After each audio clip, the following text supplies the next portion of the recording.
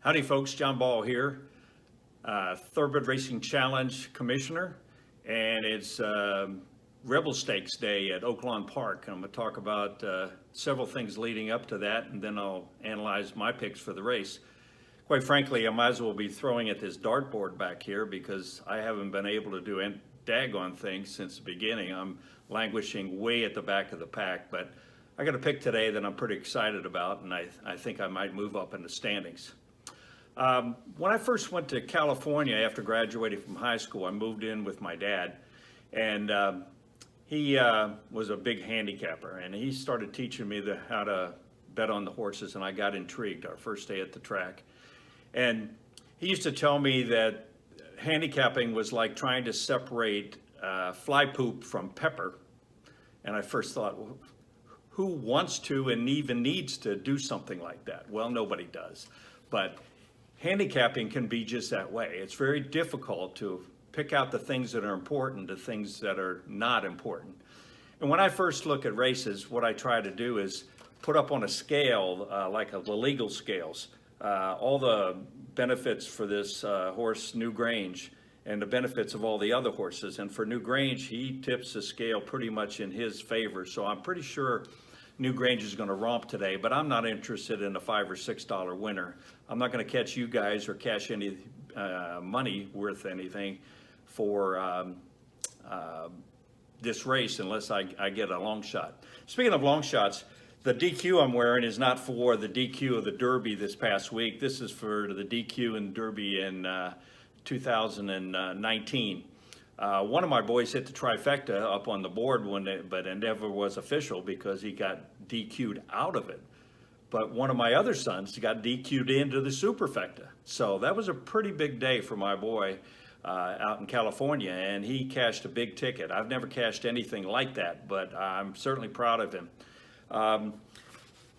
Last week I told you about the jockeys that I favor, and I look back and I wonder, where did I get this fascination with the jockeys? Obviously, it's horse racing, and that's really what I was focusing on when I first looked at it.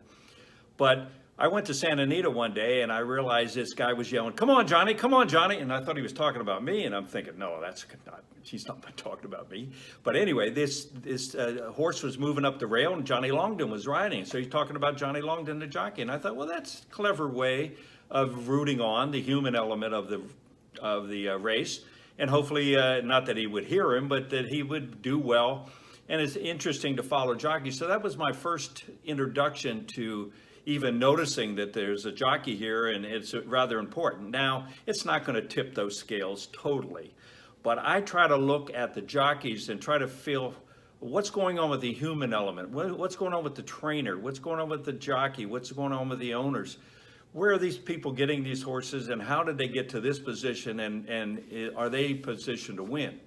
So when I was looking at today's race and trying to analyze New Grange against these others, I looked at it, and the first thing I thought, where's Joel Rosario? Because he was on several of these horses, and he just won the Southwest Stakes.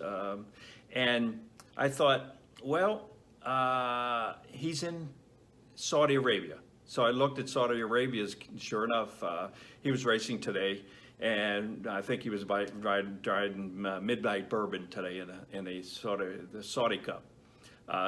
If you don't know, the Arabs have put up $20 million for that one race, and they've carded 6 or 7 other races, all worth $1 million or $1.5 million, $3 million during the day. Well, if you remember last week, I told you I really liked the French jockey that was riding in Japan, Christophe Lemar. Well, Christophe Lemar went to the Saudi Cup today and had 5 mounts. Any guess on how many he won? 4 out of 5. He ran third in the other race. So I was just on the right jockey, but a week early. My dad used to be at the track and say, I'm winning on the wrong TV. Well, I was right on the jockey, but the wrong day and the wrong week and the wrong race. Today, I think I'm on the right jockey and the right horse. It's a long shot, though. The second thing, when I started looking around, when I noticed that Rosario was not there, I was looking at the other mounts, and I'm wondering, why is Ricardo Santana not riding for Asmussen? He's been riding for Asmussen for years. I already knew this year. Ricardo's gone in a slump. Some of that was on the racetrack. You get into those slumps, and then some of it was personal. Ricardo was real good friends of a jockey in Kentucky who unfortunately got killed away from the racetrack in an accident. And Ricardo took that very personally, and it kind of stalled him for a while, and he lost some mounts with Asmussen. But he's back now.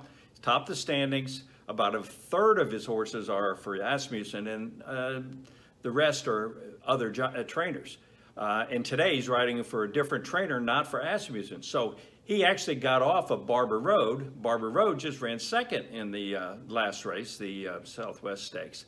So I'm wondering, why would he do that? Well, there's a bullet work here, and I'm betting and guessing that he worked that horse, and that horse worked lights out. I think I mentioned this before, that 2-year-olds going to 3-year-olds can mature greatly. Well, this horse could be maturing greatly only in the morning and only under the observation of those people that are associated with the barn. So that's what I'm betting on today, that this horse has improved since his races back in Churchill when he was in very slow paces. I'm going to put up a graphic here that shows in blue on the time form ratings. When you see blue, that means it's not a fast race. And he had no chance to catch the front runners in that race. So today, I think we're going to get a fast pace. Somebody's going to press Newgrange both early and mid-race enough to slow him down, and that you'll see Texas Red Hot will become flying down the stretch.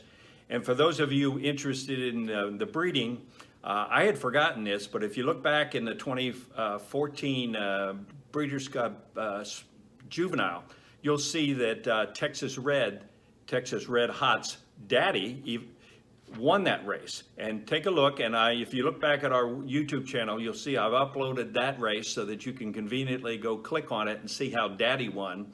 And hopefully today his son will win too. So I'm all over Texas Red Hot. So good luck to you, and someday we'll see you at the races.